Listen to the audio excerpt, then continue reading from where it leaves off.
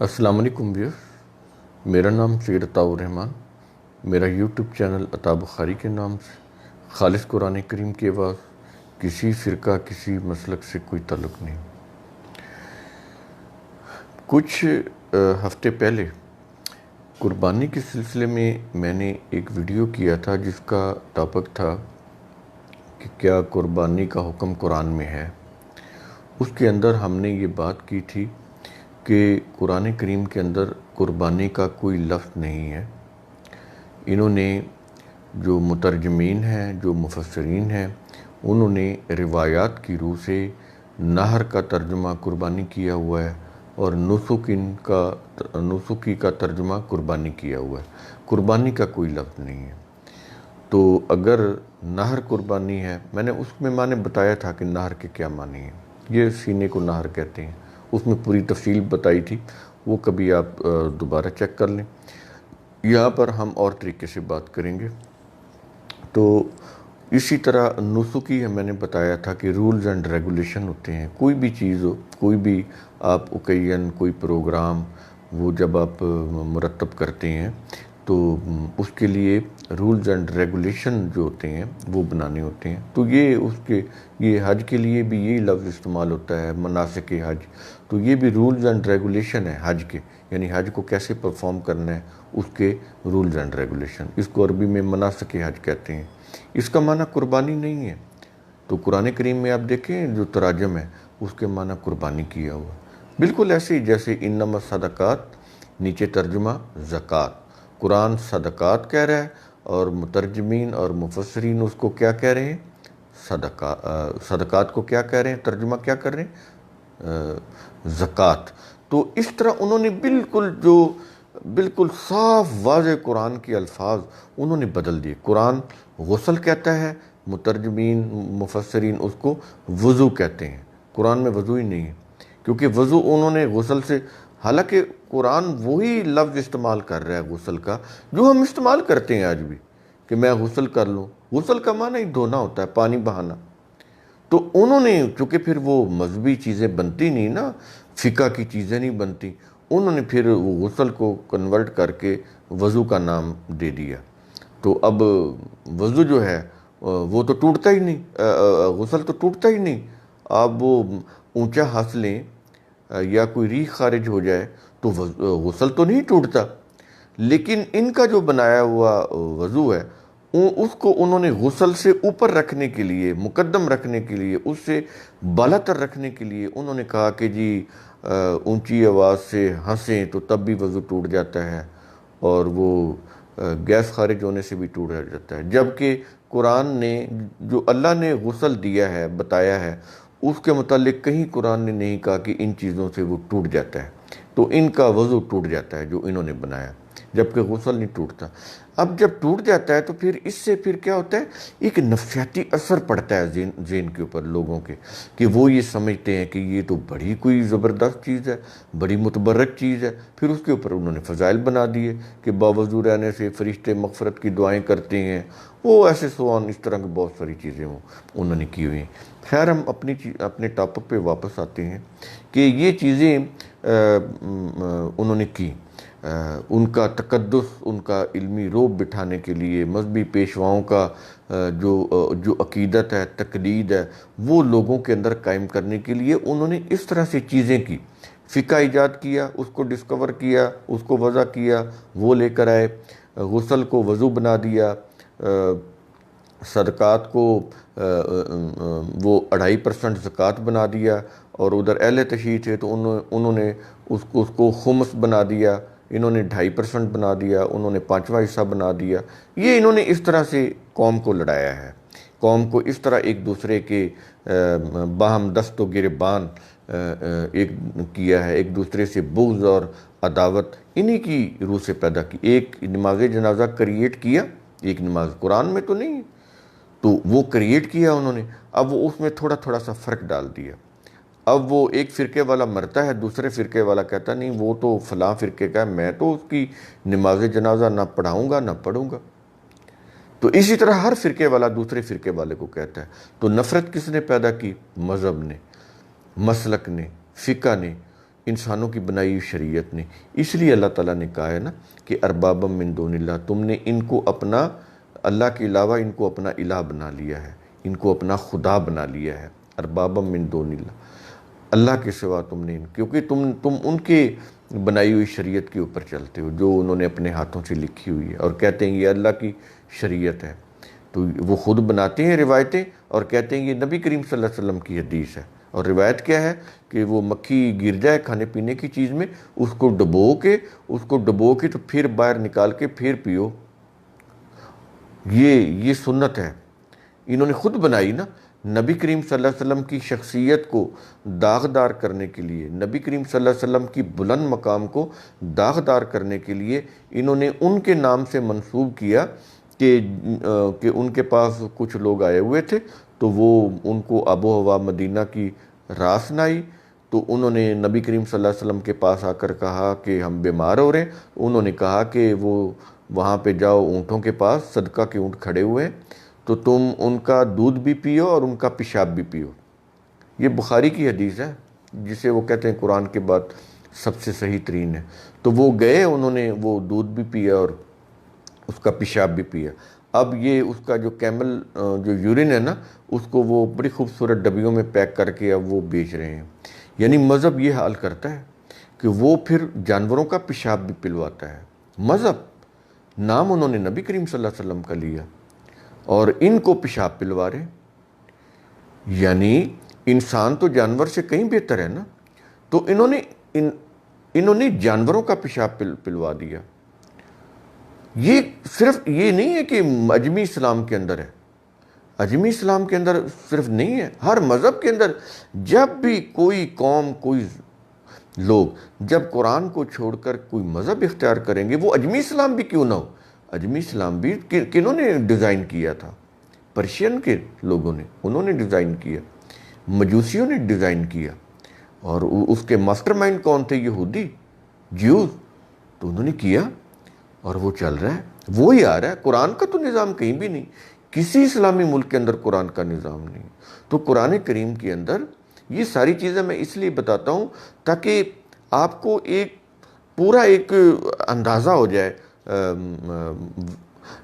بڑی گہرائی کے ساتھ اندازہ ہو جائے کہ یہ کس طرح یہ سارا انہوں نے اسلام کا، اجمی اسلام کا ڈھانچہ بنایا کیسے انہوں نے اور نافذ کیسے کیا ہے.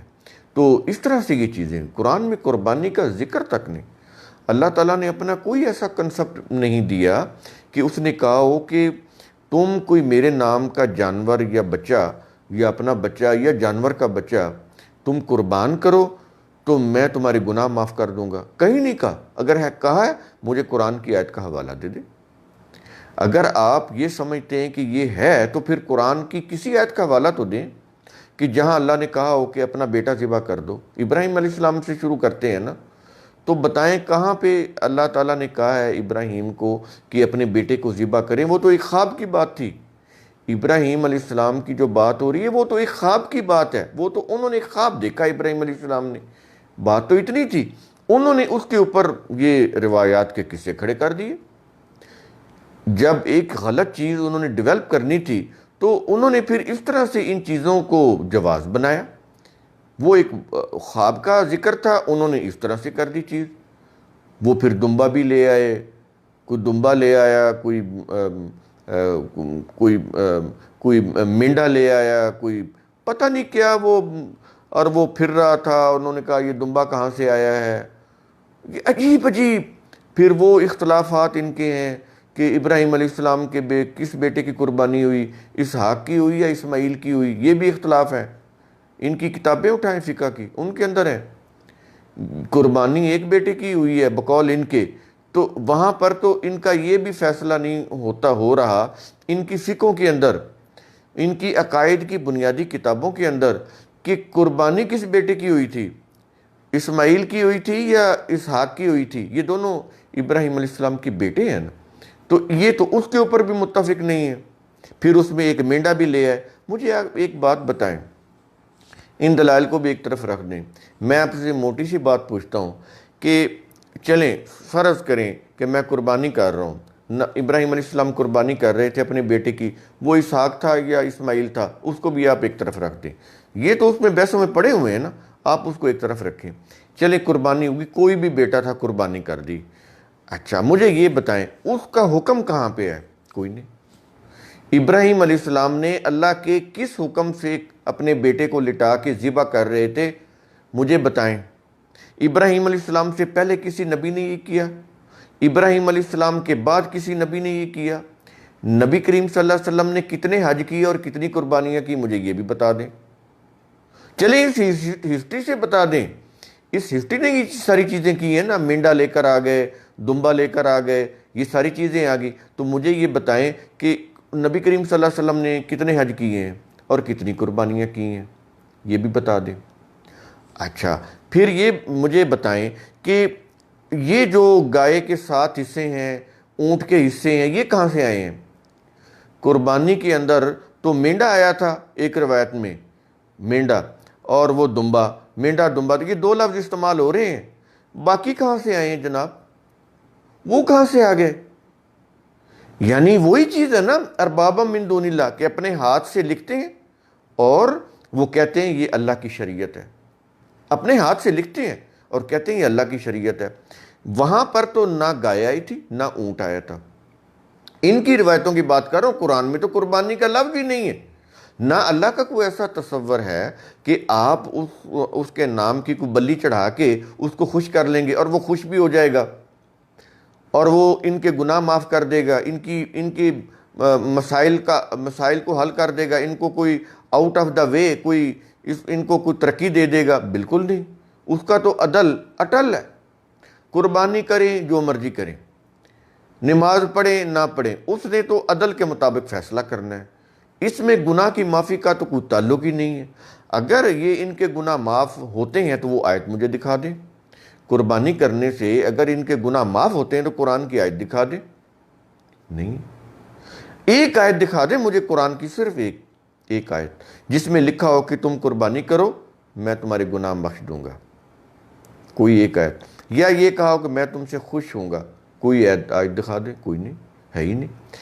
پھر اس میں دمبا اور وہ مینڈا، یہ 2 لفظ ہیں، نہ اس میں گائے ہے نہ اس میں بھینس ہے، نہ اس کے اندر کوئی ویڑا ہے نہ بچڑا ہے، کچھ بھی نہیں ہے، اس کے اندر اونٹ بھی نہیں ہے، کچھ بھی نہیں ہے، انہوں نے خود ڈالے ہیں۔ پھر اس کے اندر کہاں پہ ہے کہ ان کے 7 حصے ہیں، وہ بھی انہوں نے خود کیے ہیں۔ یہ ساری چیزیں انہوں نے مینوپلیٹ کی ہیں، خود بنائی ہیں، یہ اللہ نے نہیں کی۔ اب جب حساب ہوگا تو اللہ کہے گا بتائیں میں نے تمہیں کب کہا ہے، مجھے دکھاؤ اس قرآن کے اندر، کتاب سامنے پڑھی ہوگی نا، میں نے ویڈیو کیا تھا، وہ کہے گا دکھائیں مجھے، میں نے کب کہا ہے کہ تم یہ گائے قربان کرو اور اس کے 7 حصے کرو، 7 بندے بخشے جائیں گے، میں نے کہا دکھاؤ اس کتاب کے اندر، دکھا پاؤ گے؟ دکھائیں مجھے۔ وہاں پر جو چیز ہونی ہے اس نے پہلے کہہ دیا ہے کہ چیک کر لو، اپنے آپ کو دیکھ لو کہ جو کر رہے ہو وہ ہم نے کہا ہے، ہم نے اپنی کتاب کے اندر کہا ہے، اگر کہا ہے تو پھر تو ٹھیک ہے، اگر یہ قربانی کہی ہے، قربانی کا کوئی لفظ ہے تو دکھا دیں، مینڈا یا وہ دمبا آیا ہے تو دکھا دیں، وہ بھی نہیں ہے۔ اچھا وہ تو روایت کے اندر آ گئی، پھر روایت کو انہوں نے بنا دیا وہی خفی، تو وہی تو بنا دیا نا انہوں نے، وہ خفی ہے یہ جلی ہے یہ علیحدہ بحث ہے، لیکن وہ وہی بن گئی۔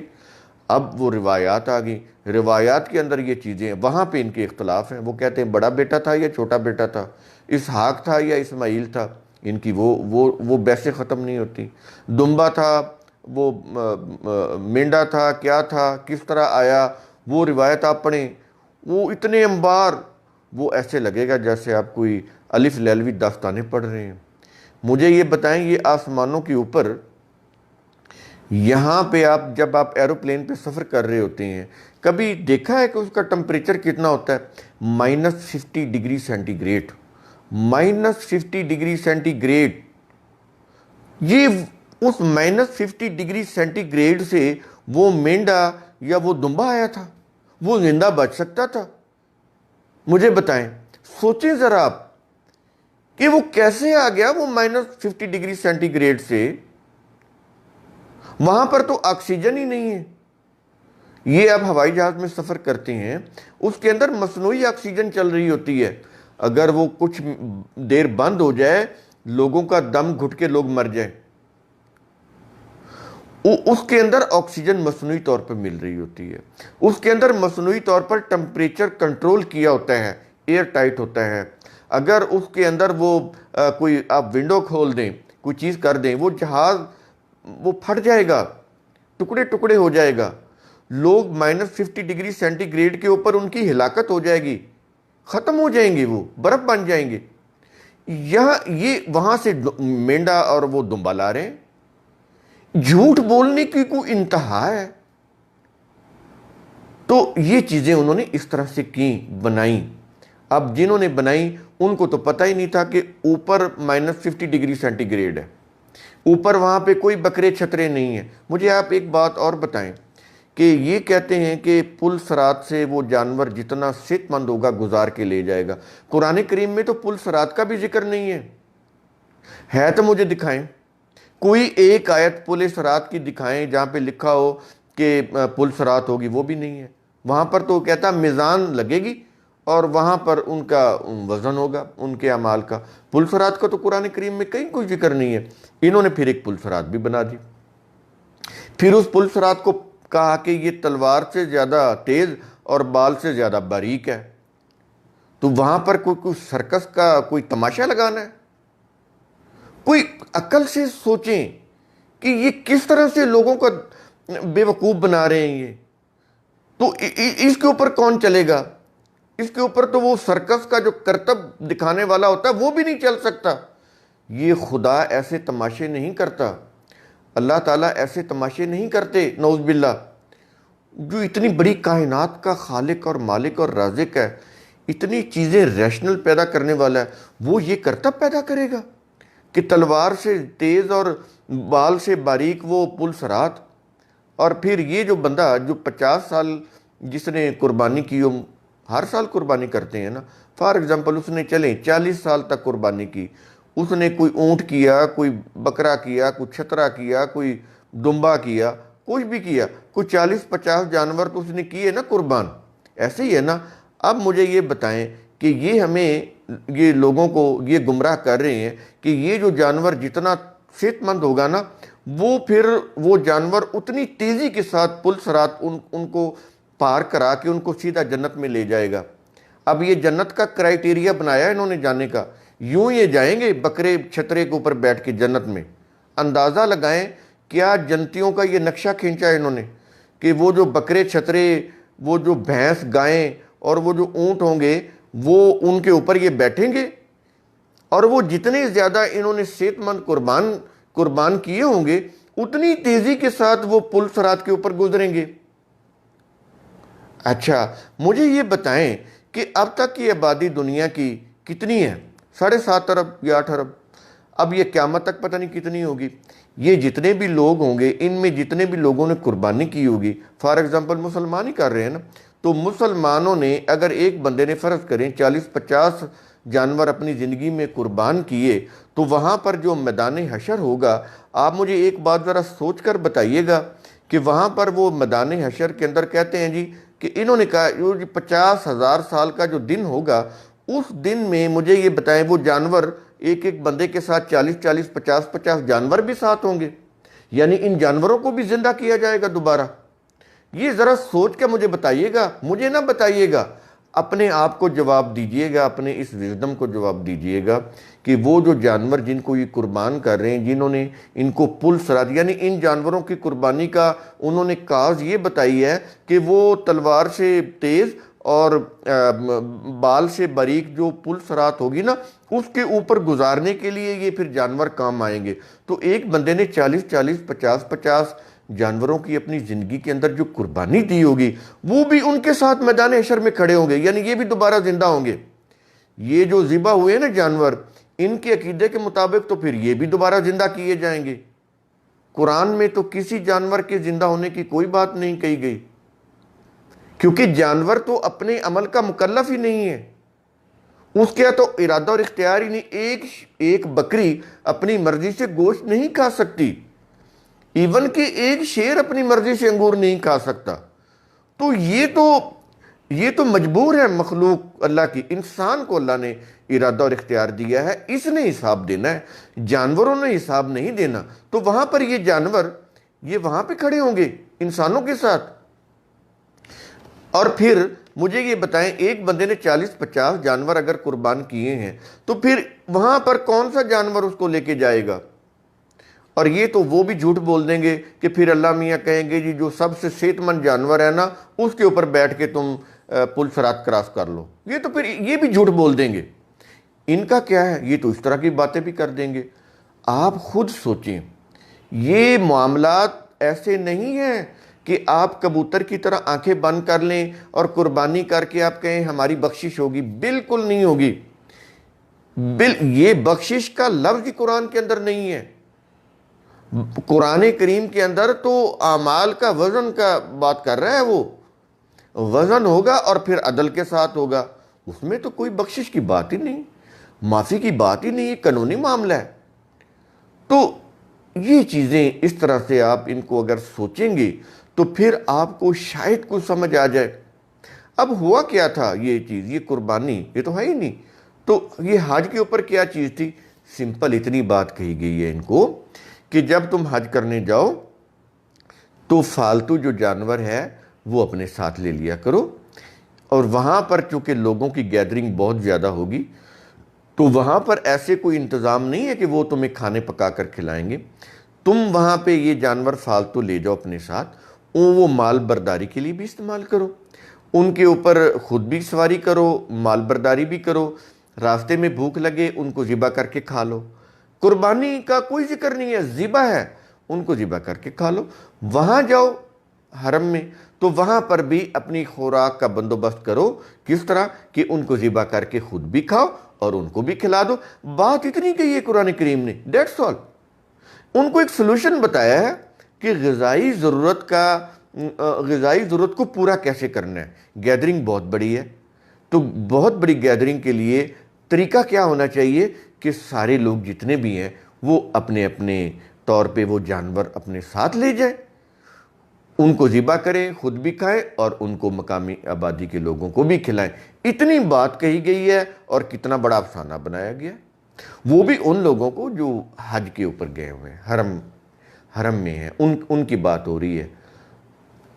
ان کے علاوہ دنیا کے اندر جتنے بھی لوگ ہیں حج کے ایام میں، ان کو قرآن نہیں کہہ رہا کہ تم بھی اپنے گھر میں بیٹھے ہوئے قربانی کرو۔ اگر ہے تو مجھے دکھا دیں قرآن کی کوئی آیت، اگر کوئی قرآن کی آیت ہے تو مجھے دکھائیں، میرا یہ آپ سے سوال ہے۔ اسی لیے میں کہتا ہوں قرآن کریم کیوں کہتا ہے ثم تتفکروا، بار بار کہتا ہے تھنک اگین، کیوں کہتا ہے ثم تتفکروا؟ کیونکہ یہ تفکر کا جو عمل ہے، تھنکنگ کا، اس کے بغیر باتیں نہیں سمجھ آئیں گی، کیونکہ انسان جو ہے وہ بڑا آرام پرست ہے، تقلید کو پسند کرتا ہے، جیسے سب کر رہے ہیں آپ بھی کر لیں، اس میں آسانی ہوتی ہے۔ سارے لوگ قربانی کر رہے ہیں، اب اس چکر میں پڑھنے کی کیا ضرورت ہے کہ وہ قربانی کیسے ہوئی، تو بس ٹھیک ہے جی کریں، کیسے دمبا آیا، کیسے چھترا بکرا، تو ان کو اس سے پھر کوئی سروکار نہیں ہوتا، سارے لوگ کر رہے ہیں، اب وہ بن گیا سٹیٹس۔ اگر نہیں کریں گے تو معاشرے میں برا بنیں گے کہ دیکھیں جی وہ تو اتنا غریب بندہ ہے کہ اس کے پاس تو قربانی کے پیسے ہی نہیں ہیں، وہ شرمندہ ہو کے گھر سے باہر ہی نہیں نکلتا۔ یہ صورتحال ہے معاشرے کے اندر، وہ اس کو پھر اتنا امپوز کر دیتے ہیں مذہبی رسم کو کہ وہ پھر لوگوں کا ایک بنیادی ضرورت بن جاتی ہے، ان کا سٹیٹس بن جاتی ہے، سٹیٹس سمبل بن جاتی ہے، اور لوگ پھر مجبوراً کرتے رہتے ہیں۔ یہ چیزیں قرآن کی روح سے پھر نہیں ہو رہی، یہ پھر آپ کی اپنی ایک ایگو ہے، آپ کے اپنے ایک سینٹیمنٹس ہیں، جذبات ہیں، ایموشن ہے، آپ ان کی روح سے کر رہے ہو۔ قرآن ان کو ہوائے نفس کہتا ہے، ہوائے نفس، کہ وہ اپنے نفس سے اپنی مرضی سے کر رہے ہیں۔ ہم نے نہیں کہا، جب نہیں کہا تو پھر یہ جو کچھ بھی کر رہے ہیں وہ حبطت اعمالہم، وہ جو کچھ بھی کر رہے ہیں عذاب السعیر، جل کر راکھ ہو رہا ہے، کوئی نتیجہ مرتب نہیں ہوگا، کوئی نتیجہ مرتب نہیں ہو رہا۔ آپ دیکھ لیں مسلمان قربانی کر رہے ہیں لیکن دنیا کے اندر ذلیل ہو رہے ہیں، ان کی اکانومی دنیا کے اندر برباد ہو رہی ہے۔ امریکہ وہ بھی مقروض ہے لیکن یہ ان کے بھی امریکہ کے بھی مقروض ہے، یہ امریکہ کے بھی محکوم ہے، یہ اپنا بجٹ نہیں بنا سکتے ان کی مرضی کے خلاف۔ وہ یہ بتاتے ہیں کہ فلاں چیز کا یہ ریٹ ہو، فلاں چیز کا یہ ریٹ ہو، تب آپ کو ہم قرض دیں گے۔ ان کی یہ صورتحال ہے۔ تو ہم تو محکوم در محکوم ہیں، مذہبی پیشواؤں کے بھی محکوم اور بیرونی طاقتوں کے بھی محکوم۔ یہ ذلت اور خواری کیوں ہے؟ اس لیے کہ انہوں نے اپنی مرضی کا، اپنے علماء اور مشائخ کا دین اپنایا ہوا ہے، ان کا مذہب اپنایا ہوا ہے، ان کے وہ جو طور طریقے ہیں وہ اپنائے ہوئے ہیں، ان کی تقلید اختیار کی ہوئی ہے، تو عذاب سامنے ہے۔ اس کو تو ضرورت ہی نہیں ہے ایکسپلین کرنے کی، آپ خود ہی ان کو دیکھ لیں کہ معاشرے کے اندر کن کن عذاب میں ہم مبتلا ہیں۔ امید ہے میرا یہ ویڈیو قرآن کا جو حکم ہے ثم تتفکروا، اس کی دعوت دے گا آپ کو، اس کی روح سے آپ سوچنے سمجھنے کی طرف آئیں گے۔ میرے ویڈیوز کو لائک کریں، شیئر کریں، میرا یوٹیوب چینل آپ اسے سبسکرائب کریں، گھنٹی کا بٹن دبا دیں تاکہ میرے ویڈیوز ملتے رہیں۔ خوش رہیں، اپنا خیال رکھیں، اپنے ارد گرد کے لوگوں کا خیال رکھیں۔ اللہ حافظ۔